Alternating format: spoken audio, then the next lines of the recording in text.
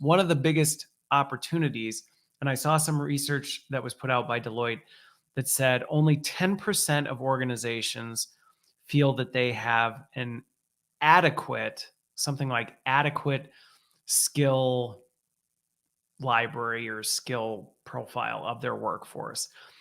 And even in the conversation, I was engaging in it on the conversation thread. I would bet if you were to cut that 10% and actually dig underneath the surface of like, is it comprehensive? Is it verifiable? Is it something? I bet that number would just shrink way down.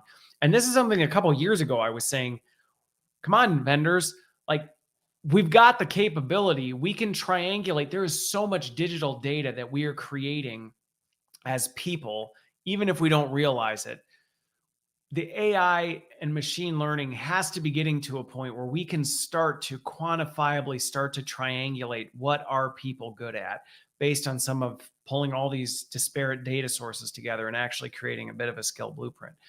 That is coming, and it's in some regards here. I can think of a handful of companies off the top of my head that are really specializing in doing this in different ways. A couple of the ones that I'm looking at and have talked to, they're doing this in different channels.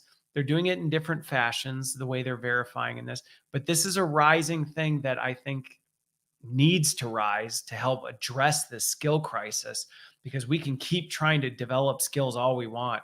But if we're doing it based on our hunches, our gut feels, what people self-assess, it's not going to work. And I think this is where the skill analytics piece is really, really, really important, because we can actually do and triangulate some of these skills for people. And actually, we are getting much better at identifying what are people actually capable of doing. And we can do that based on the work they're doing, how work is getting done, all these other things.